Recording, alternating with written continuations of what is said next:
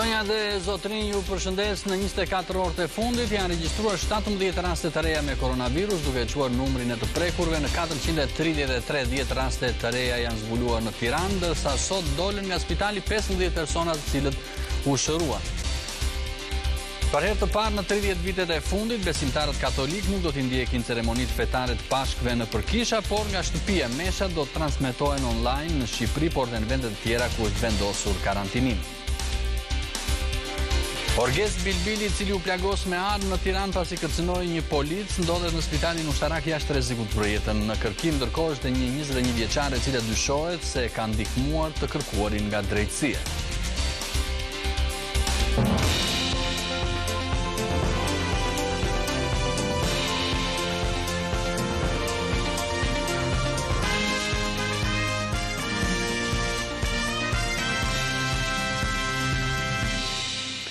Në 24 orët e fundit janë regjistruar 17 raste të reja me koronavirus, duke quar numrin e të prekurve në 433 10 raste të reja u zbuluan këtu në Tiranë, ndërkohë sot dolën nga spitali 15 personat cilët u shëruan. Le të ndjekim Alma Demiraj. 17 raste të reja kanë rezultuar pozitiv me COVID-19 gjatë 24 orëve të fundit, duke e quar në total numrin e të infektuarve në vendin tonë në 433. Po kështu është rritur numri i atyre që kanë kërkuar ndihmë mjekësore në spital. Në shërbimin infektiv ku ndodhem, janë duke marrë trajtim mjekësor 53 pacient. 6 prej tyre janë në terapi intensive dhe 2 me frymarrje të drejtuar. Ndërkohë në spitalin COVID-2 janë duke marrë trajtim mjekësor 7 pacient, 5 prej tyre në terapi intensive dhe 4 me frymarrje të drejtuar. Deri në këtë momente në Shqipëri janë testuar 3644 persona të dyshuar dhe numri i atyre që janë bartës apo vuajnë nga sëmundja COVID-19 është 433. Beten me këtë sëmundje e kanë humbur deri tani 23 qytetarë. Gjatë 24 orëve të fundit, 15 pacientë të tjerë janë shtuar listës të atyre të shëruarve, duke quar tashmë këtë listë në numrin total 197, një nga numrat më të lartë në rajon. Ju informojnë se në shërbimin infektiv, aktualisht janë 53 të shtruar, 6 prej tyre në terapi intensive, ndër këta 2 janë pacientë të intubuar. Ndërsa në spitalin universitar COVID-2 Shefqet Ndroqi janë 7 pacientë të shtruar, 5 prej të cilëve ndodhen në terapi intensive dhe 4 vazhdojnë të intubuar. Në total, në të 2 spitalet COVID në Shqipëri, po marrin kujdesin e tyre shëndetësor 60 pacientë. Ndonë se qeveria ka paralajmëruar lehtësimin e masave shtrënguese në fillim të javës që vjen. E nga ana tjetër, Organizata Botërore e Shëndetësisë bën apel për kujdes në lirimin e masave, është në dorën e qytetarëve, është në dorën e gjithë secilit të respektojnë në maksimum rregullat e përcaktuara, si në ruajtjen e distancës fizike, në larjen dhe dezinfektimin e shpeshtë të duarve, në mënyrë që të mos infektojnë njëri tjetrin, të mos e përhapin COVID-19 në popullat e të mos kthehemi në pikën fillestare. Ka nisur tashmë 40 orët javore të izolimit, ndërsa deri në orën 13 në tregjet e kryeqytetit punohej. Sot krahasuar me të shtunë e kaluar duket se kishte shumë më tepër rregull, por tregtarët kërkojnë më shumë kohë për të punuar. Le të ndjekim si dore Lajgjonin. Është ora 1 dhe të gjithë shqiptarët kanë nisur tani më izolimin në shtëpitë e tyre për 40 orët e ardhshme, pasi vetëm ditën e hënë në orën 5 së mëngjesit do dalin nga shtëpitë e tyre. Unë ndodhem në tregun e njësisë numër 2. Pranë shkollës së baletit, një treg që është cilësuar nga Bashkia e Tiranës si problematik së bashku me atë të kombinatit. E këtu rregullat janë më strikte. Gjatë ditës së sotme, forcat e armatosura, policia bashkiake kanë qenë prezente dhe gjithashtu në treg mund vjen re dhe pikat e verdha që tregojnë dhe largësim prej 1 metri që qytetarët duhet mbajnë nga njëri tjetri. Gjithashtu edhe tezgat e tregtarëve janë me 2 metër largësi nga njëra tjetra. Megjithatë, ata vetë deri diku theksojnë se këto rregulla strikte kanë larguar dhe klientelën nga ta. Mendoni që ju ndihmon fakti që nga dita e hënë pazari do të kryhet deri në orën 17:30, do keni mundësi ndoshta të shisni më tepër mall? Po, me matorar, po. Matorar. Ishte e nevojshme që të kishte një rregull kaq strikt në tregun tuaj, duke qenë se ka një tunel dezinfektimi? Kaq strikt, jo. Ju ka larguar, doni të thoni, vlerësit? Malli ka ikë kot. Është presh malli se nuk hyn vlerësit. Megjithatë, nga e hëna, të gjithë qytetarët do të kenë një fashë orari më të zgjatur për të kryer pazaret e tyre. Pra deri në orën 17:30. Kjo me shumë gjasa do të ndihmojë edhe tregtarët që të arrijnë të realizojnë sa më tepër shitje. Një problem që kanë hasur të paktën javët e fundit kur fasha e orarit i lejonte qytetarët të realizonin blerjet e tyre deri në orën 13. Se si do të shkojë liridalja më e tej zgjatur, mbetet të shihet. Të bindësh Romë të hyjnë në karantinë se mos i prek koronavirusi është shumë e vështirë. Juli Ristani ishte në një nga lagjet ku jeton një komunitet i madh Rom dhe atje nuk dukej se kishte karantinim. Sapo ka hyrë në fuqi urdhri për izolimin e popullatës së vendit tonë për 40 orë. Megjithatë, gjendja në tregun rom në Selit paraqitet e tillë. Njerëz të vegjël dhe të mëdhenj ndodhen jashtë nëpër rrugicat e tregut, qëndrojnë atje të pashqetësuar dhe të pambrojtur. Ata shprehen se në kushtet kur tregu ka më shumë se një muaj që qëndroni mbyllur, shqetësimi i tyre më i madh është ushqyerja dhe mbijetesa. Unë jam veti 10 të shtëpia, 2 familje me gjithë çunin jam. Për respekton për jetë shtëpia, rim gjithë ditën ku me buku pa bukurim gjithë ditën. Këto kanë 4 vjet pa drita që e ka prerë shteti. Në një familje këtu jeton më tepër se 8 persona, 8 antar. Një të infektohet të marrin tamam, si ta them unë, rrallë. E mira e të mirave është që të reagojë qeveria. Këta janë të bllokuar, detyrimisht do karantinohen, brenda do myllen, se nuk kanë as të ardhur. Edhe detyrimisht në mos nga virusi do të vijë nga uria. Shkova mora këto makaronët, po. Mi dha një djalë, më ka parë ke Lajme, të erdhi shumë keq, më telefonovi. Në Francë kam qenë, në Gjermani kam qenë, në Belgjik kam qenë. Ai që mirë, kam qenë, dhe më thënë jam larguar nga e keqja, nga skamja, në azil kam qenë, po na kanë trajtuar mirë, na kanë mbajtur mirë. Këtu s'na ka ardhur njeri, s'na ka pyet njeri, pse nuk na sjell maska në për shtëpia? Po e bën një maskë, e bën 7.000 lekë ai. Unë ku i kam gjetur ato parë që të shkoj t'i blej 10 fëmijëve maskat me 7.000 lekë? Po neve pse nuk na i sjellin në shtëpi ato ushqymet? Si që shojnë në racën e vetë na qojnë edhe neve. Neve na dallojnë, bëjnë racista janë këtu, racista janë. Neve nuk na dojnë njeri, nuk kam që të flasë më. Mazhoranca do të votojë më 16 prill ndryshimet e kodit penal për të forcuar penalizimet për ata që thyejnë karantinën, por në lidhje me këtë ka një koment edhe avokatja e popullit e cila u intervistua nga Anila Hoxha. Zonja Balanca, së fundmi është propozuar kuvendit ashpërsimi i kodit penal, sa i takon shkelzve të karantinës apo edhe të masave kufizuese në kuadër të mospërhapjes infeksionit COVID-19. A është ky reagimi dur dhe a rrezikohet të shkelen të drejtat e njeriut? Politika penale në një vend duhet të jetë një politikë shumë e kujdesshme. Qëndrimet e institucioneve të drejtave të njeriut dhe të gjithë organizatave ndërkombëtare që merren me këtë çështje janë të tilla që thonë ashpërthimi i politikës penale jo domosdoshmërisht çon në uljen e kriminalitetit. Kjo është e padiskutuar. Megjithatë, në rastin konkret ne mendojmë se duke qenë se nuk ka pasur një vakum në lidhje me masat konkrete, qoftë të karakterit penal, për respektimin e vendimarjeve dhe udhëzimeve në rastet të fatkeqësisë natyrore apo në rastet e gjendjeve të pandemisë, siç është rasti konkret, ka vend që edhe mundet të merren masa për të ndryshuar, pra edhe mund të ndryshohet kodi penal të merren masa për të saktësuar situata të ndryshme apo për të verifikuar nëse ka persona të cilët e kanë shkelur. Me sa kuptoj unë dhe me sa është programuar apo propaganduar në media nga ana e propozuesve, duket sikur këto masa kanë më tepër karakter parandalues. Prandaj them që vetëm për këtë shkak unë edhe mund të lejoja një ndryshim kaq emergjent, të shpejt të kodit penal. Të qëndrojmë në këtë pikë. Pra, zonja Balanca, avokati i popullit është për këto ndryshime vetëm në rast se kanë rol parandalues, por këto ndryshime në rast se kthehen zbatuese, pra në rast se qytetari shkelës i karantinës apo dhe infektues përfshihet dhe dyshohet që është i tillë dhe shkon në burg, rrezikon gjob apo në burg, jeni ju dakord apo jeni kundër? Së pari, ajo që ne na shqetëson është se kjo vepër penale nuk është futur në kuadrin e masave ndaj mjedisit apo në veprat penale kundër mjedisit apo kundër shëndetit të personave, por është futur në veprat penale kundër autoritetit shtetëror.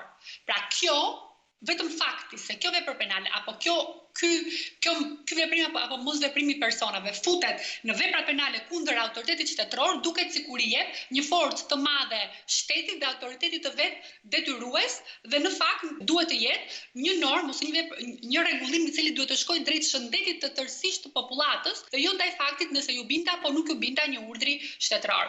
Ajo që duket dhe është evidente për mua, të paktën si juriste, është se propozimi nuk është bërë nga një jurist. Propozimi është bërë nga një mjek dhe realisht shikohet diferenca midis asaj që një mjek dhe një jurist mund të bëjë. Mendoni nëse ne do na duhet të fusim të paraburgosim, sepse nuk mund të mbaroj procesi penal kaq shpejt, do të jenë të paraburgosur, do duhet fusim në sektorin tonë të policisë persona të cilët kanë shkelur këto rregulla dhe në fakt janë persona të infektuar. Pra është i pa aplikueshëm, i pa zbatueshëm në këtë situatë. Unë mendoj se ne nuk e kemi kapacitetin dhe nuk e kemi kushtet për të mbajtur në burg persona me Covid pozitiv. Zonja Ballanca, faleminderit. Në ditët e para të pandemisë, platforma e bashkëqeverisjes ka regjistruar 24.000 ankesa në 24 orë. Çdo orë 1.000 persona kanë shprehur një shqetësim për çështje ekonomike dhe shëndetësore. Le të ndjekim Muhamet Veliun. Këto janë ambientet e zyrës koordinimit të platformës bashkëqeverisjes, nga ku qytetarët çdo ditë dërgojnë ankesat e tyre, të cilat kërkojnë zgjidhje. Por si funksionon i gjithë mekanizmi që nga momenti kur mbërrin një shqetësim i qytetarëve deri tek zgjidhja? Përgjigjen e kësaj dhe të tjera pyetjeve do të na jap drejtoresha Eridana Çano. Përshëndetje. Përshëndetje. Sa është numri i problematikave që sjellin qytetarët çdo ditë në platformën tuaj? Aktualisht kemi rreth 1.000 shqetësime të cilat adresohen në mënyrë të përditshme, kur kryesori u iniciua, normalisht kemi pasur rreth 12.000 shqetësime që vinin brenda 24 orëve, të cilat u munduam t'i adresonim në kohë reale. Është një grup prej 200 koordinatorësh dhe punojësish nëpër ministritë e ndryshme të linjës, të cilët pasi merret shqetësimi telefonojnë menjëherë qytetarët. Shqetësimet e kujt natyre dominojnë? Shqetësimet e natyrës ekonomike dominon, pra ka shumë qytetarë të cilët i adresohen platformës pasi kanë nevojë për ndihmë ushqimore.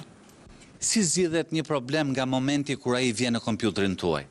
Atëherë, nga momenti që qytetari plotson pyetësorin, shënon problematikën, shënon të gjitha emër mbi emër dhe numër kontakti, merret menjëherë në telefon brenda 24 orëve nga punojësit e platformës, shqetësimi sqarohet dhe ai referohet menjëherë pastaj ose bashkisë përkatëse ose ministrisë e cila duhet t'japë përgjigje për këtë situatë. Dhe neve brenda një harku kohor shumë të shkurtër kthejmë përgjigje tek qytetari për sa i përket zgjidhjes së çështjes. Zonja Çano, e keni një statistikë se sa probleme në ditë arrini të zgjidhni? Zgjidhen shumë, pra në një har kohor më pak se 10 ditë janë zgjidhur jashtëzakonisht shumë. Kemi 29.058 shqetësime të cilat janë adresuar në këtë pyetësor dhe deri tani kanë përfunduar rreth 17.000 prej tyre. Dua të theksoj që sidomos çështjet që kanë të bëjnë me arsye lëvizje, arsye familjare, arsye shëndetësore adresohen në kohë rekord. Çështjet të cilat janë arsye ekonomike, pra i duhet ardhur në ndihmë familjeve dhe për shkak të territorit dhe për shkak të grupeve të punës që kanë bashkitë apo njësitë administrative, janë pak më të vështira për t'u adresuar në moment, po të gjitha adresohen në mënyrën e duhur. Zonja Çano, faleminderit për përgjigjet tuaja. Ju faleminderit ju. Për herë të parë në 30 vitet e fundit, besimtarët katolik nuk do të ndjekin ceremoninë e Pashkës në kishat e tyre, por nga shtëpia. Meshat do të transmetohen online në Shqipëri, por dhe në vendet e tjera ku është vendosur karantinimi. Le të ndjekim Elda Mengën. Katedralja e Shënpalit sot është zhytur në heshtjen e dhimbjes, jo vetëm për humbjen e birit të Zotit Jezu Krishtit, por edhe të karantinës, e cila ka boshatisur kishat në mbar vendin. Sot është shtuna e madhe e heshtjes për besimtarët e krishterë, të cilët në kohë normale do ishin duke u lutur në kish për ngjalljen e Jezu Krishtit, por për shkak të koronavirusit, vendin e tyre e kanë zënë këto kamera televizive, të cilat do të transmetojnë live meshën e mesnatës të ngjalljes së Jezu Krishtit. Një ceremoni e thjesht, pa besimtar, e rrallë pas rënjes së komunizmit, ku do të kremtohet ngjallja e birit të Zotit, do të ndiqet nga mira besimtar nga shtëpitë e tyre, duke ndezur tek ta dritën e shpresës se jeta do të triumfojë ndaj vdekjes, ashtu sikurse e mira ndaj sëmundjeve. Gjatë transmetimit maraton, sot këtu në Top Channel, ne kishim në lidhje direkte klerikun Dom Gjergj Meta, i cili kishte edhe një mesazh, le ta ndjekim. Të dashur vëllezër e motra, të dashur miq, jemi në Pashkë, është një Pashkë disi e veçantë për ne. Do kishim dashur që këtë ditë, ta kishim festuar në një mënyrë tjetër, duke ardhur në kish, duke kremtuar meshën, duke u kthyer pastaj në familjet tona, t'i këmbenim vizitat me njëri tjetrin, ndërmjet krishterësh, por edhe ndërmjet jo të krishterësh, të cilët vijnë dhe na bëjnë vizitë në këto ditë. Për shumë arsye, kjo është e pamundur. Është e pamundur për shkak të situatës që ne po kalojmë. Është e pamundur sepse në këto momente kemi edhe shumë vëllezër dhe motra tona që po vuajnë në për spitale, që po punojnë, që po angazhohen në për spitale për të mundur këtë virus. E atëherë neve nuk mund të rrim pa i festuar Pashkët, edhe pse kjo situatë po na pengon që të mblidhemi të gjithë bashkë. Imagjinoni pak Pashkën e parë, të para 2000 vjetëve, diku aty nga viti 30, se si natën në cilën një gur u vu mbi varrin e Krishtit, u krijua një heshtje dhe një qetësi e madhe për dishepujt, duket se gjithçka kishte mbaruar, duket se gjithçka fliste vetëm për vdekje dhe për kryqëzim. Por në të vërtetë, atë natë, dal nga dal po ndodhte diçka e paparë dhe e padëgjuar.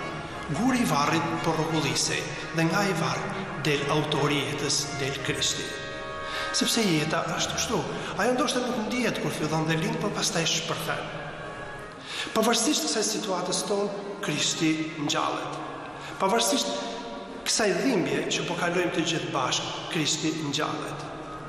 Dhe në jetë është gjithmonë kështu.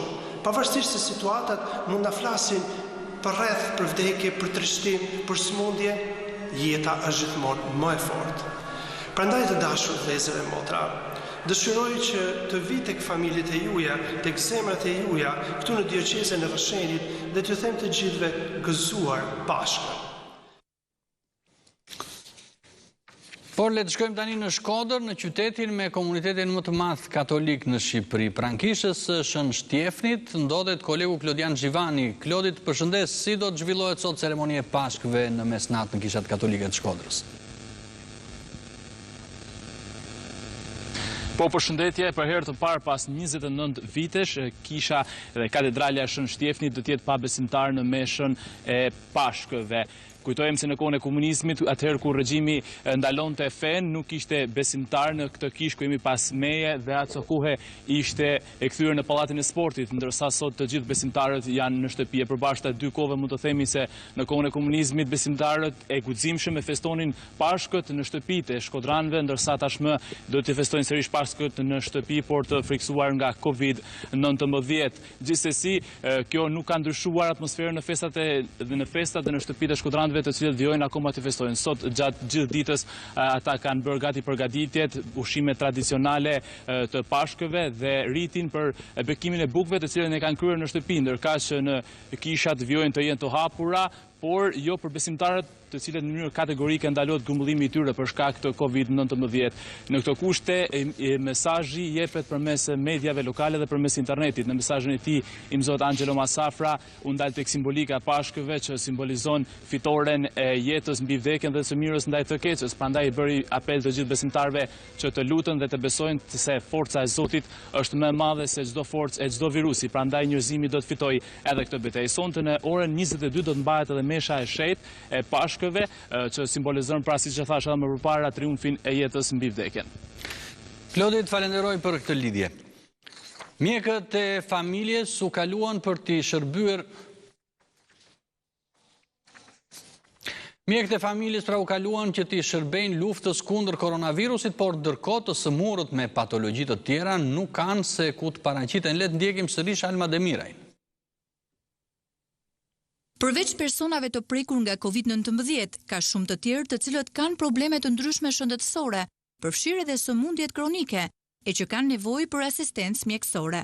Në këtë situatë epidemie të koronavirusit, asnjë qytetar nuk lejohet të shkojë tek mjeku i familjes apo specialisti në përqendra shëndetësore. Në qendrat shëndetësore të gjithë mjekët janë në punë, sipas orareve të përcaktuara, madje ata janë përfshirë edhe në këtë situatë epidemie të COVID-19-s. Unë do tentoj të futem tek një mjeke familjeje. Doktoresha, përshëndetje. Si funksiononi ju tani kur pacientët nuk lejohet të vinë në qendra shëndetësore? Gjatë kësaj periudhe, për shkak të situatës së krijuar nga COVID-19 dhe sigurisht qëllimi kryesor është mbrojtja e shëndetit të pacientëve, është zgjedhur mënyra më e mirë për komunikimin me pacientët nëpërmjet komunikimit online. Pra vizitat dhe konsultat me pacientët në trajta të përgjithshme zhvillohen nëpërmjet komunikimit online. Dhe për sa i përket çështjeve që kanë të bëjnë me problematika shëndetësore, pra konsulta të karakterit shëndetësor, por edhe për sa i përket mundësimit, sidomos të grup moshës më të rrezikuar që janë pensionistët, mundësimi i dhënies së medikamenteve me rimbursim online, por edhe nëpërmjet banesës, duke shkuar atje dhe duke i asistuar për problematika të ndryshme në banesë. Ndërkohë jeni përfshirë dhe në COVID-19, si e mbani ju në kontroll situatën? Pra ju frekuentoni pacientët që janë pozitiv me COVID-19 apo thjesht ju orientoni me telefon?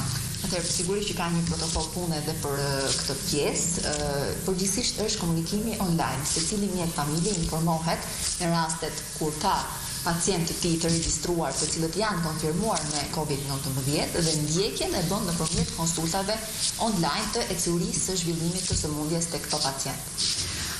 Sa telefonata keni patur për shembull gjatë ditës së sotme ose gjatë kësaj jave? Ka telefonata edhe për shqetësime që në fakt nuk janë shqetësime shëndetësore? Patjetër, sepse është një situatë në të cilën pacientët pyesin dhe për informacione, si më thënë, të cilat kanë karaktere të ndryshme, dhe sigurisht që telefonatat janë të shumta dhe për konsulta qoftë edhe të karakterit shëndetësor, dhe të karakterit psikologjik, pra edhe mbështetje psikologjike në këtë periudhë pak delikate. Gjatë javës numërohen shumë telefonata, vetëm gjatë ditës së sotme mund të qenë mbi 20 telefonata të pacientëve për konsulta dhe për diskutim problematika të ndryshme shëndetësore me mjekun e familjes. Por duke funksionuar online, mjekët duket se nuk kanë më as orar pune, pasi pacientët u shkruajnë atyre në çdo orar të ditës. Ndërkohë, në përqendra shëndetësore funksionojnë vetëm vaksinatoret, ku prindrit mund të paraqiten për të vaksinuar fëmijët e tyre sipas kalendarit të përcaktuar, duke respektuar në mënyrë strikte rregullat e përcaktuara.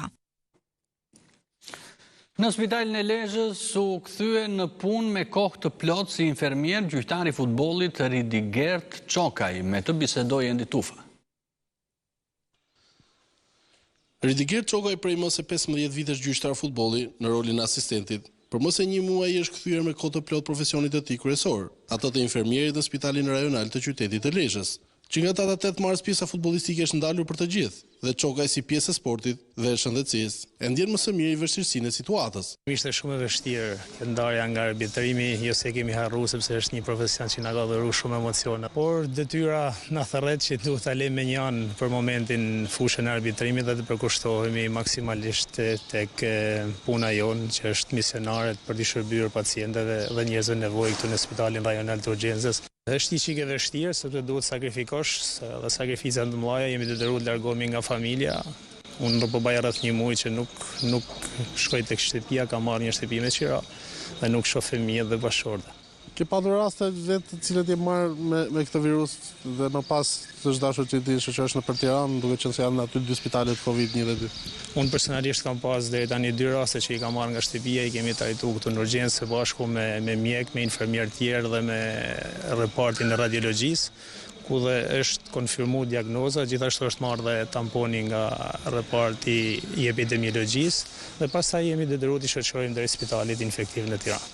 Ndërkohë që përpara disa ditësh Çokaj ishte në krye të infermierëve dhe mjekëve të revoltuar për situatën e pagesave dhe përfitimeve financiare që qeveria kishte akorduar për bluzat e bardha në këtë situatë emergjente, gjë për cilën me sa duket ka bërë disa hapa prapa, ndërkohë që sa i përket pjesës së futbollit, ndihet i vlerësuar nga masat e marra nga FSHF. Ajo që ishte dolem ne atëherë ishte ndoshta mund ishte një keq kuptim sepse nuk e kemi marrë ndoshta mirë mesazhin e qeverisë për shpërblimet, për vijën e parë dhe për këtë është për mua është një kapitull i mbyllur, ndërsa për sa i përket nga Federata Shqiptare e Futbollit kemi marrë mbështetje maksimale, shumë korrekt me pagesat.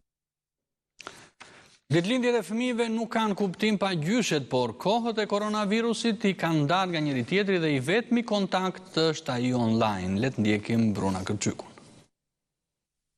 Ndoshta nuk i ka të gjitha komoditetet apo luksin, por shtëpia e gjyshes është vendi më i bukur ku keni qenë ndonjëherë. Pas një muaji karantinë, mofatlumët janë fëmijët që pollastohen me gjyshrit në shtëpi. Pjesa tjetër kanë shumë mall, për shtëpinë e mbushur me dashuri, për përqafimin e ëmbël apo petullat e ngrota. Më ka marrë malli për gjyshen dhe për gjyshin tim. Nëna dhe gjyshi u puth. Keqen gjyshet ty. Edhe ne të duam shumë, na ka marrë malli. Po do ikim këto ditë dhe ne do përqafohemi prapë. Si më përpara. Një marisi. E unë dua të shkoj te nana Volja. Dua ta përqafoj veta puf. Shtëpia e nana Voljës është shumë e bukur. Dini cila do jetë gjëja e parë që unë dhe vëllai im i vogël do të bëjmë pas të dalim nga shtëpia? Ne do të përqafojmë me mall dhe plot gëzime, lumturi, gjyshurit tanë të dashur. Sa po ta largojmë këtë virus, do t'i rikthehemi prapë ditëve të bukura. Nana të dua shumë, ti qëndron në shtëpi. Dhe unë gjithashtu, së bashku do t'ja dalim. Për Vivien e vogël, ditëlindja e nënës së saj është një ditë e veçantë, ndërsa për të parën herë nuk mundi t'ja uroj. Një video urim mbetet zgjedhja e vetme.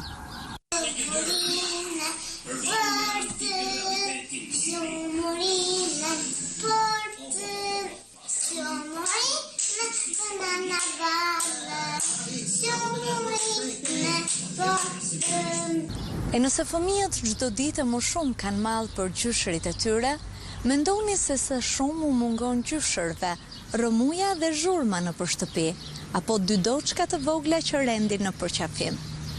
Nëse je pranë një vendi ngjarjeje, nëse je pranë një aksidenti, nëse sheh abuzim pushteti ose personi që shkel ligjin, ti raporto në Top Channel. Mund të dërgoni imazhe me pamje filmike në Viber dhe WhatsApp në numrin e newsroomit ton 069 31 31 311. Ti raporton. Lajmi tani je ti. Orges Bilbili, i cili u plagos me armë në Tiranë pasi kërcënoi një polic, ndodhet në spitalin ushtarak jashtë rrezikut për jetën. Ndërkohë në kërkim është edhe një 21 vjeçare e cila dyshohet se ka ndihmuar të kërkuarin nga drejtësia. Le të ndjekim Anila Hoxha. Gjendemi në spitalin ushtarak ku po trajtohet intensivisht i plagosuri Orges Bilbili, i cili kërkohej prej kohësh nga policia e shtetit. Zotërin dal policia, ku po shkoni, a keni leje që po lëvizni në rrugë? Ky është paralajmërimi që ka bërë oficeri i policisë. Unë po i drejtohesha me këto fjalë, personi nuk po kthente kokën dhe nuk reagoi në përgjigje të thirrjesime, por nxitoi ecjen dhe më pas u kthye dhe pikërisht nga një çantë brezi që mbante kraqaf, ka nxjerrë një armë zjarri pistolet, të cilën e manovroi në duar për ta mbushur dhe drejtoi duke thënë fjalët: "Mos u afro se do të vras." Kjo është shpreha që ka thënë i dyshuari.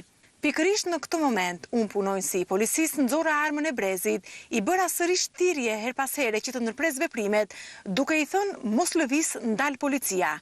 Por dhe me këto fjalë, ai nuk u bind dhe eci mbrapsht, duke më drejtuar armën dhe duke u shprehur mos u afro se do t'ju vras. Në këtë moment i ndodhur në kushtet e mbrojtjes së nevojshme. Unë qëllova me armën e shërbimit tim në drejtim të gjymtyrëve të poshtëm të këtij shtetasi, me qëllim ndërprerjen e veprimeve të tij, pasi isha i bindur se ky person do të më qëllonte. E gjitha kjo skenë është zhvilluar brenda pak minutash dhe në një perimetër të ngushtë. Ky është vendi ku plagosi shumë kërkuari, por ai jetonte vetëm pak metra më tej me qera në pallatin numër 12 fraksion 1.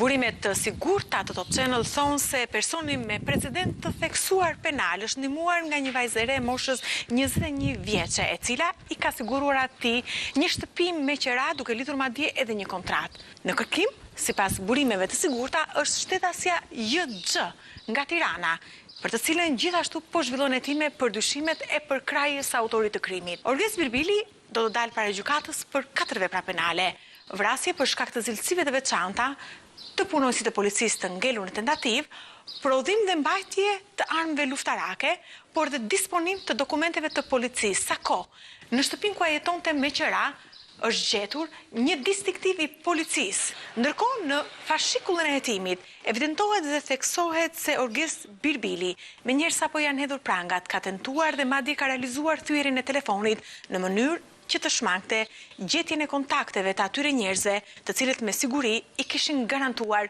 jetën në arati për muaj të tërë.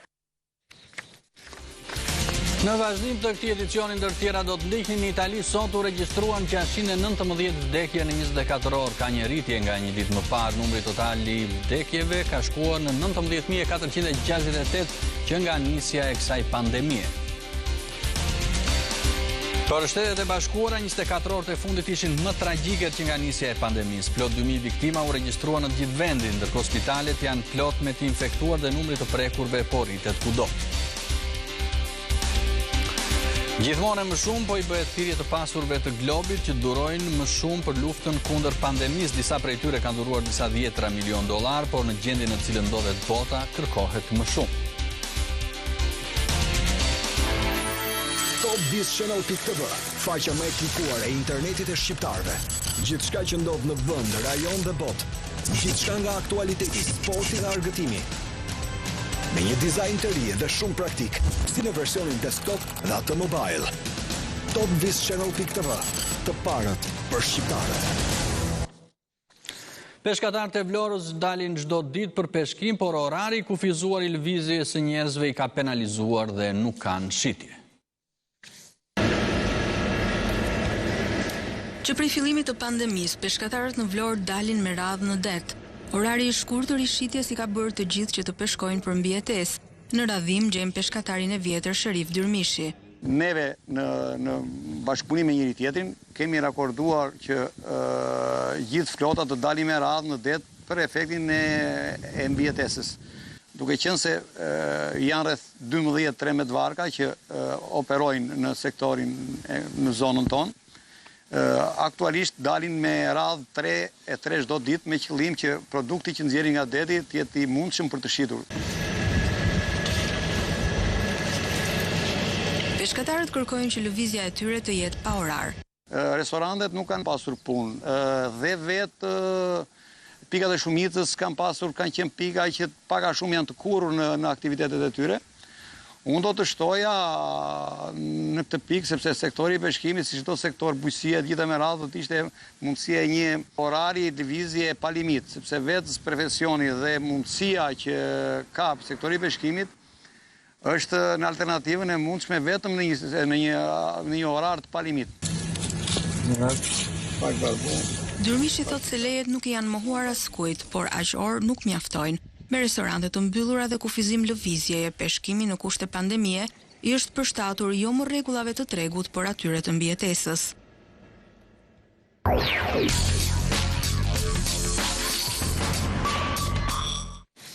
Në Kosovë të ardhurat kanë rënë ndjeshëm për shkak të mbylljes së bizneseve dhe rënies drastike të importeve. Le të ndjekim Alberta Ashanin. Mbyllja e pjesës dërmuese të bizneseve si dhe shtyrja afatit për deklarim dhe pagesat të tatimeve ka ndikuar në rënjën e të hyrave të doganës së Kosovës dhe administratës tatimore, si 2 burime kryesore të arkës së shtetit. Sipas të dhënave të doganës së Kosovës, importi në këtë periudhë ka rënë prej rreth 2% në krahasim me periudhën e njëjtë vitit të kaluar. Ky muaj realisht ka qenë muaj i cili ka ndikuar më shumti në të hyra, por sidoqoftë edhe pse pritjet tona kanë qenë që të kemi një stagnim të importeve, por prapë kemi vrejtë që ka importe të vazhdueshme, por sidoqoftë importet janë të fokusuar në produktet ushqimore, të cilat nuk kanë vlera shumë të mëdha, se në aspektin e peshës kemi peshë pak a shumë të njëjtë me vitin e kaluar. Por tani kemi produktet se cilat janë me vlerë më të ulët. Rënje më e madhe është shënuar nga vendet anëtare të Unionit Evropian, por ndikim ka pasur edhe në porosit online nga Kina, që kanë shënuar ulje mbi 50%. Nga Kina kemi pas në fillim me njëherë një ramje Në 2 javë të ardhshme me njerë kjo ramje ka lënë 30% derisa për momentin që flasim, ramja nga Kina është goxha e theksuar sepse ka kalu 50% e porosive online cilat janë më pak se vitet e kaluar. Pra nuk presim që ky trend të vazhdojë, siç e dimë që në Kinë ka përfunduar kjo pandemi. Ndërsa vetëm për muajin mars ATK-ja ka reduktim të hyrave për 13 milion euro nga mospagesa të VSH-s. Sigurisht edhe disa për tyre mund të kenë edhe vështirësi financiare, por disa edhe me qëtësi ka dhënë kjo drejt kanë zgjat të drejtën e tyre për të paguar tatimet, gjë që kjo ka reduktuar në mos realizim të hyrave dhe për muajin mars mund të themi që dikon rreth 13 milion euro janë të hyrat të cilat janë reduktuar si rezultat i situatës së krijuar. Për shkak të këtyre zhvillimeve negative, partitë politike dhe ekspertë të ekonomisë kanë kërkuar që sa më shpejt të bëhet rishikimi i buxhetit. Alberta Ashani, Top Channel, Prishtinë.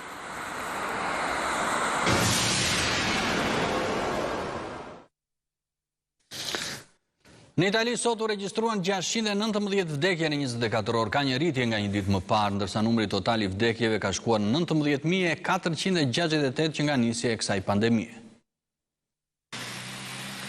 Në prag të pashkëve italianët nuk gjejnë qetësi, numri të infektuarve në Lombardi është rritur krahasuar me një ditë më parë. Shifrat e publikuara pas ditën e së shtunës nga mbrojtja civile flasin për 619 të vdekur, shifër kjo më e lartë se një ditë më parë. 1996 infektime janë gjithsej, por është ulur edhe numri i shtrimeve në spital. Të infektuar 4.694 persona më shumë, duke e quar numrin e të prekurve në total në 152.271. Të shëruar janë 2.079 persona më shumë, duke e quar këtë shifër në 32.534. Bilanci i viktimave shkon në 19.468 të vdekur. Në Itali, deri më sot janë kryer gati 1 milion tampon. È una buona notizia. Ci è arrivata la notizia che kemi marrë një lajm të mirë. Një 94 vjeçar është shëruar në Rom. Është mesazhi më i bukur për t'ju uruar Pashkët dhe të falenderojmë ata që po japin kontributin e tyre. Lombardia, ku sot numërohen 273 të vdekur më shumë, nuk i bindet kryeministrit Conte dhe nuk lehtëson masat, duke u thënë jo hapjes së librarive. Përveç pashkëve pa mesh dhe drek familjare, Italia është blinduar këtë fundjavë me kontrolle policore, patrulla të shtuara, postobllogje të dyfishuara në rrugë e Parqe, madje edhe kontrolle me dron. Supermarketet do të mbyllen të dielën dhe të hënën, ndaj kjo e shtunë bëri që radhët para tyre të ishin më të gjata se kurrë. Britania sërish shënoi një ndër shifrat më të larta në Europë të vdekshmërisë, por në 24 orët e fundit ka pasur një risi që bie në sy, cilën do të na e tregoj tani Arben Manaj. Po Arben. Lirë, risia është se për herë të parë Britania e Madhe ka një viktim të moshës 11 vjeçare, i cili nuk ka pasur patologji ekzistuese. Britania e Madhe vazhdon kështu të ofrojë në mënyrë kokëforte shembuj se ky virus nuk pyet as për moshë, as për pozicion shoqëror. Ndërkohë që 917 është numri i viktimave, është një shifër e lartë, e dyta më e larta e regjistruar në Britaninë të Madhe, dje ka qenë më larta 980, por numri i vdekjeve mendohet që ditën e diel pa pikën e dyshimit do ta kalojë shifrën e frikshme të 10.000 vetëve. Padyshim Britania e Madhe është në prag të pikut të kësaj pandemie, por ndoshta do duhet në një javë ose 10 ditë derisa Britania e Madhe të fillojë të shikojë rënien e numrit të rasteve. Po Ilir. Ndërkohë që kryeministri Johnson duket se po shërohet, ka lajme inkurajuese për një vaksinë për COVID-19, apo jo?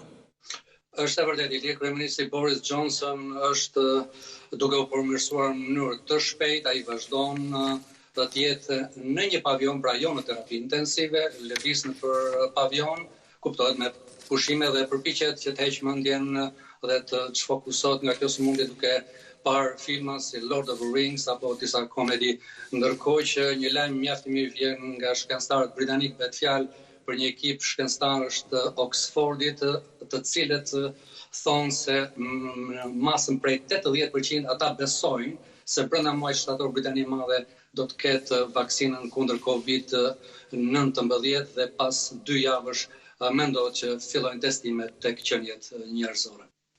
Arben Malana i të falenderoj për këtë lidhje të drejt për drejt. Shkojmë tani në Greqi në një lidhje direkte me kolegun Aleksandr Marku në Selanik. Aleksandr, është rritur numri i vdekjeve në Greqi, apo jo? Jo, Ilir, vazhdojmë të kemi një bilanc konstant sa i përket si numrit të vdekjeve, ashtu dhe të rasteve. Sot kemi pasur 3 raste të humbjeve të jetës nga COVID-19, çka ka çuar numrin e përgjithshëm në 93, ndërsa janë regjistruar dhe 72 raste të reja dhe numri i përgjithshëm i tyre ka shkuar në 2081 persona, ndërsa 75 persona vazhdojnë të trajtohen me terapi intensive. Duket se po shpëtojmë rebeshin, ka qenë fjala karakteristike në konferencën e përditshme të autoriteteve shëndetësore të vendit, por nuk duhet të qetësohemi nga kjo dhe një prej masave që është marrë sot nga të njëjtat autoritete duke parë se për shkak të temperaturave të larta kishim një dyndje të njerëzve si në rrugë ashtu dhe në tregjet ushqimore të lagjeve në Greqi, autoritetet pra kanë konkluduar që të shtojnë numrin e rrugëve në të cilat shtrihen tregjet ushqimore për të mos pasur njerëz që të jenë në distancë të afër. Ato kanë thënë që vërtet duhet të dalim të paktën një gjysmë ore në ditë për shëtitje, por të ruhet ajo distanca prej 4 metrash dhe prej ditës së dieshme një video virale në internet me topat e ping-pongut tregon se si duhet ruajtur distanca sociale. Gjithsesi, janë publikuar sot edhe disa të dhëna sa i përket moshës mesatare të prekurve, është 49 vjeç, pra është ajo që tha kolegu Manaj se ky virus nuk pyet për moshë, ndërsa mosha mesatare e viktimave është mbi 73 vjeç dhe 90% e tyre janë mbi moshën, kanë pasur historik të rënduar mjekësor. Një lajm i orëve të fundit që qarkullon në mediat greke i lirë është se në brigjet turke, sipas burimeve nga shtabi forcave të armatosura, në brigjet turke, autoritetet turke kanë mbledhur disa qindra emigrantë të infektuar me COVID-19 në pritje për të kaluar në ishujt e detit Egje. Ilir.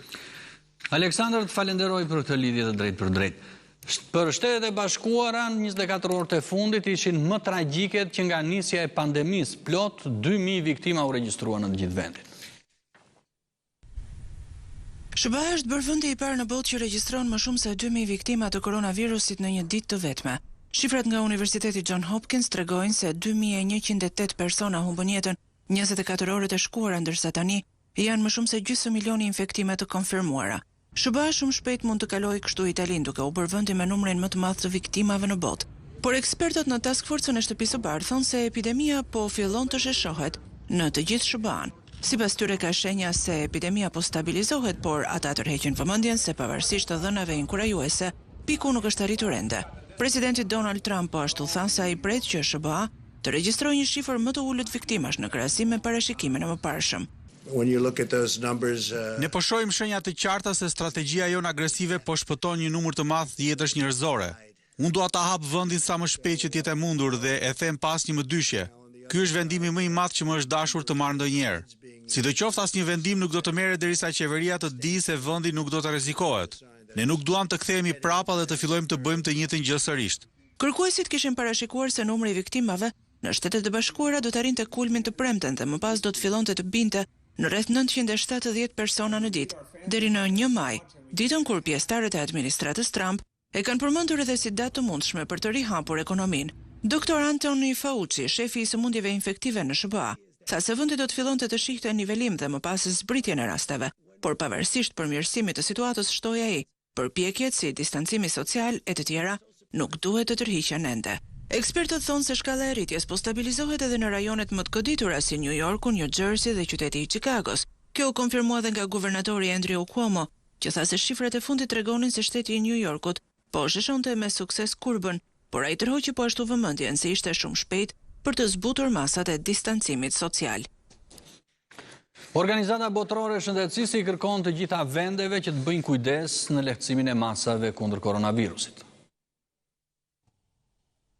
Heqja e masave të izolimit për shkak të koronavirusit më herët nga çdohet mund të sjellë një rikthim vdekjeprurës të infektimeve, ka paralajmëruar shefi i Organizatës Botërore të Shëndetësisë. Ai tha se vendet duhet të jenë të matër në zbutjen e kufizimeve, edhe pse shumë prej tyre përballen me pasoja të rënda ekonomike. Vendet më të prekurat e Evropës, Spanja dhe Italia së bashku po zbusin disa masa.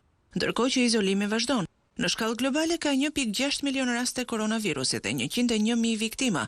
Duke folur nga Gjeneva, shefi i OBSH-s tha se ka patur një ngadalësim të mirëpritur të epidemisë në disa vende evropiane, por ai shtoi se OBSH po punon me qeverit për të krijuar strategji për zbutjen e kufizimeve. E kjo nuk duhet bërë më shpejt se ç'duhet. Heqja e kufizimeve më shpejt se ç'duhet mund të çojë në një rikthim vdekjeprurës të pandemisë. Heqja atyre mund të jetë po aq e rrezikshme sa dhe keq menaxhimi i situatës. Qeveria në Spanjë po përgatitet të lejojë disa punonjës jo të domosdoshëm në sektor si ndërtimi dhe prodhimi në fabrika të rikthehen në vendet e tyre të punës të hënën. Spanja shënoi të premte numrin më të ulët të viktimave në 17 ditë, por sidoqoftë qeveria i ka kërkuar njerëzve të vazhdojnë të ruajnë distancimin social edhe gjatë fundjavës së Pashkëve. Në Itali, ndërkohë, kryeministri Giuseppe Conte ka shtyrë izolimin kombëtar deri më 3 maj, duke paralajmëruar se avancimet e deri tanishme nuk duheshin humbur. Sidoqoftë, një pjesë e vogël e bizneseve që kanë qenë të mbyllura që nga 12 marsi do të mund të rihapen të martën. Conte në mënyrë specifike përmendi libraritë dhe dyqanet e veshjeve për fëmijë, por raportet e mediave sugjerojnë edhe se lavenderit apo shërbimet e tjera mund të përfshihen. Dhe ndërsa OBSH shikon përmirësim të situatës në Evropë, syt tashmë i ka kthyer nga Afrika, ku virusi ka arritur edhe në zonat rurale. Spitalet turke i ka lënë edhe një 93 vjeçar që u shërua nga koronavirusi dhe për këtë mori dhe duar trokitjet e mjekëve. E përcjell me duar trokitje nga mjekët, 93 vjeçarja Alia Gündüz doli nga një spital në Stamboll pasi u shërua nga koronavirusi pas 10 ditësh trajtim. Shërimi i saj nga sëmundja që po vret në mas të moshuarit i ka dhënë shpresë punonjësve të shëndetësisë në spitalin Xhera Pasha në Stamboll, ndërsa ata luftojnë me epideminë që rrezikon ta godasë rënd Turqinë. Prej vitesh me tension të lartë, Gündüz, një fermere nga qyteti juglindor i Batman, u shtruan në spital më 31 mars. Tani, ndërsa po përshëndetet me ata që e shëruan, ajo i uron shërim të shpejtë të gjithë të tjerëve. Turqia ka regjistruar më shumë se 47.000 raste me COVID-19, çka e rendit atë mes 10 vendeve më të prekura në botë. Vendi ka regjistruar pak më shumë se 1.000 viktima dhe sëmundja po përhapet shpejt. E duke u përballur me një numër në rritje rastesh, punonjësit e shëndetësisë punojnë ditë e natë pranë pacientëve. Një mjek ka humbur jetën nga koronavirusi në Turqi dhe më shumë se 600 punonjës të tjerë të sektorit janë infektuar deri më tani. Atmosfera këtu është si të mos ishte një vend pune, por një fush betejë, thon vetë mjekët. Stambolli, qyteti më i madh i Turqisë me rreth 15 milion banor, është bërë epiqendra e koronavirusit në vend, me më shumë se 60% të rasteve. Gjithmonë më shumë po i bëhet thirrje të pasurve të globit që të dhurojnë më shumë për luftën kundër pandemisë. Njerëzve më të pasur në botë po i kërkohet të dhurojnë sa më shumë që munden në përpjekjen globale për të luftuar pandeminë e koronavirusit dhe për të ndihmuar miliona njerëz në të gjithë globin, jetët e të cilëve tashmë janë zhytur në krizë nga COVID-19.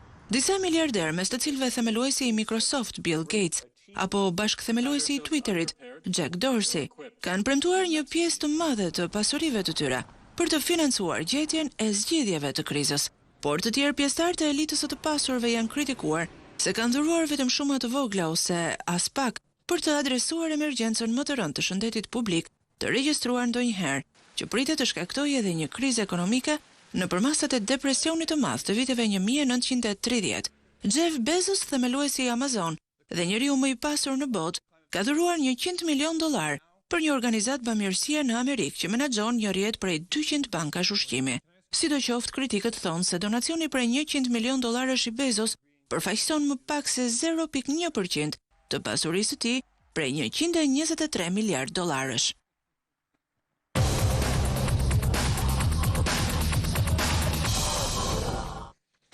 Në kanalet Super Sport në platformën digital prej ditësh po transmetohet emisioni Fan Zone me intervista direkte. Ndërkohë, duke nisur nga sot, do të keni mundësi të ndihni një emision të rikushtuar futbollit dhe kampionateve europiane dhe do të keni mundësi të shikoni edhe pamje nga ndeshjet dekadave më parë.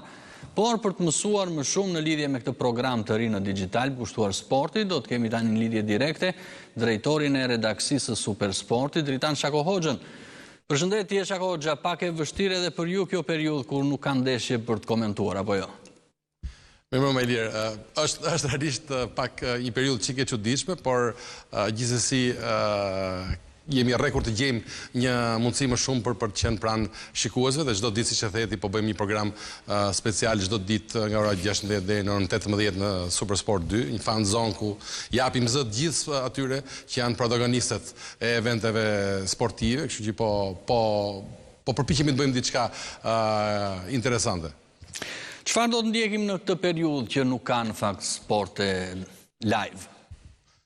Sportet live nuk ka, është e vërtet, por ne do të t'ju afrojmë që tani shikuesve të Supersport ato që kishin bërë gati t'u japim përpara se të fillonte Evropiani, kishin bërë një kolazh të mrekullueshëm, cilin do ta fillojmë që tani e kemi përgatitur për javësh këtu në studiot tona në digital, një program të vërtet shumë interesant, do të jenë rreth 21 mbrëmje të mrekullueshme për të shijuar, për të parë gjithë finalet e Evropianëve, por jo vetëm finalet e kampionateve evropian, por të plotësojnë edhe të gjitha sfidat më interesante në histori. Është me të vërtetë një program i mrekullueshëm, shumë i bukur, sepse e shoqërojmë çdo sfidë që njerëzit e kanë dëgjuar si legjenda apo me kronika të veçanta, 90 minuta të gjitha finalet, duke filluar nga finali e parë në Paris deri tek finali e fundit, që edhe ajo ishte në Paris. Lev Yashin e ngriti atje, ishte kapiteni i përfaqësuesës së Bashkimit Sovjetik, kurse Cristiano Ronaldo, kapiteni i përfaqësuesës portugalisë. Sa shumë ka ndryshuar kohët i lirë, që nga 1960-ta kur ishte lufta e ftohtë, Evropa ishte ndarë për gjysmë me një mur në mes dhe vetëm fushën e futbollit i shtrëngonin duarit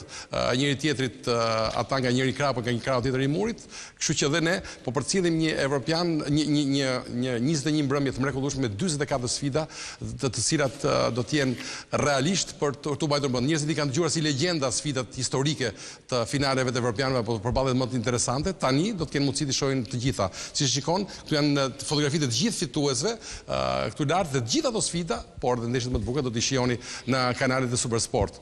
Nuk ka evropian, e kishim përgatitur këtë program që të ishte përpara fillimit të evropianit, ai do të jetë në Supersport digital vitin e ardhshëm, por ne e sollëm që tani, sepse e dim që siç e dini të gjithë që nga fillimi i qershorit do të shpërthejnë gjitha ndeshjet live në kanalet tona. Shakoxha, të falenderoj për këtë lidhje direkte.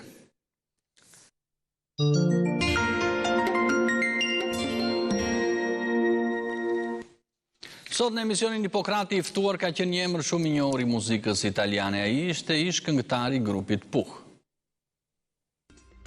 Emisioni shëndetësor Hipokrati në Top Channel vazhdon të surprizoj publikun shqiptar. Pas iniciativës për të duar trokitur nga balkonet e shtëpive bluzat e bardha në vijën e parë të frontit në luftën kundër koronavirusit, në emisionin e së shtunës në studion e Hipokratit, ishte i ftuar në lidhje Skype këngëtari mirënjohur italian Robi Facchinetti, ish këngëtari i grupit më të famshëm të muzikës italiane Puh. Në mënyrë të mrekullueshme, unë dhe familja ime jemi të gjithë mirë. Nuk mund të them të njëjtën gjë për disa të afërm. Non c'è una famiglia a Bergamo. Nuk ka asnjë familje në Bergamo që të mos ketë pasur një ose më shumë humbje apo që të mos ketë humbur një mik, sepse numrat që po japin televizionet e gazetat nuk janë absolutisht të vërtetë. E vërteta është se duhen shtuar edhe të paktën 10 ose 15 herë më shumë. Komuniteti bergamask është shumë mirënjohës sepse erdhën mjekët. Mund të them se edhe vetëm gjesti më i bukur i bujarisë, ndihmës në këtë rast për qytetin ton, por dhe gjithsesi për Italinë që në këtë moment, sidomos në disa zona po përjeton një tragjedi, dhe ju dërguat këta mjek, ju siguroj që për të gjithë ne është vërtet shumë emocionuese. Robi Facchinetti jeton në Bergamo, qytetin e Itali, i cili është një nga më të dëmtuarit në jetë njerëzish nga koronavirusi. Ai po përjeton dramatikisht situatën me cilët po përballej qyteti i tij lindjes dhe emocionet e tij shprehu së fundmi me krijimin e këngës Rinascerai, e cila brenda pak orësh bëri xhiron e botës dhe sot në pak ditë ka më shumë se 15 milion klikime në rrjetet sociale. Unë gjithsesi gjeta strehim tek muzika. Shkova në studion time si për shtëpis, vura kufjen dhe në piano nuk e di se si ndodhi, por në një moment më erdhi kjo melodi, në mënyrë të pandërgjeshme.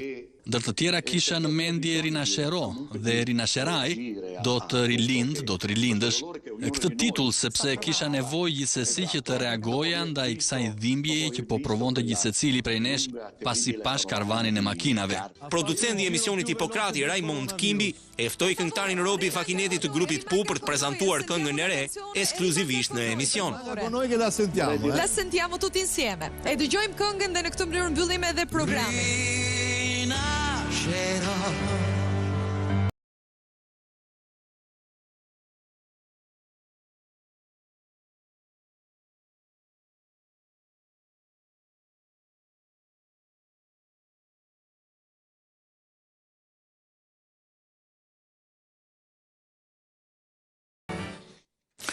Sonde në mbrëmje, gazetari Marin Mema në ciklin Gjurmë Shqiptare do ju tregoj se cila ishte gjuha e ilirëve.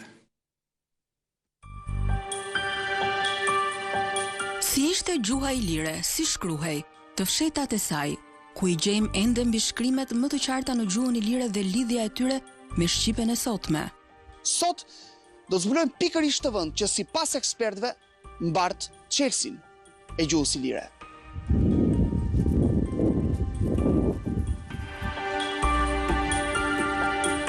Emrat janë ilirë, format folore nuk janë as greke, as italike. Përplasja solli një betejë shumë të fortë. Kjo është vetëm një nga 300 mbishkrimet me sapet. Mjafton të kujtosh se muret rrethues ishin të gjatë rreth 3 kilometra gjysmë. Si u dhëtuan fiset ilire në jugun e Italisë, përse ndodhi kjo zhvendosje në shekullin e 8 para erës son, si e shkruan ata gjuhën dhe cilat janë mbishkrimet e zbuluara. Interesant është fakti se gdhëndjet e gjetura këtu nuk janë realizuar nga një dorë vetme, çka do të thotë se përmes tyre mund të zbulohet jashtëzakonisht shumë. Ndaj, jo më kot ky vend është pakzuar si një bibliotekë në natyrë.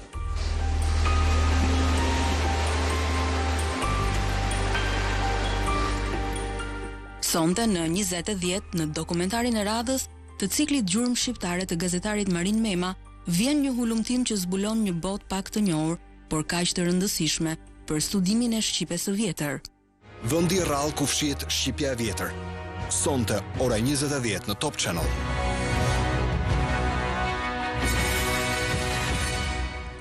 Seriali El Chapo është duke u ndjekur me shumë interes në transmetimet e Top Channel. Ai është një nga serialet më të ndjekura të Netflixit. Episodet e radhës të El Chapos do vazhdoni të ndihni sonte në orën 21 në Top Channel, por dhe të dielën në të njëjtin orar.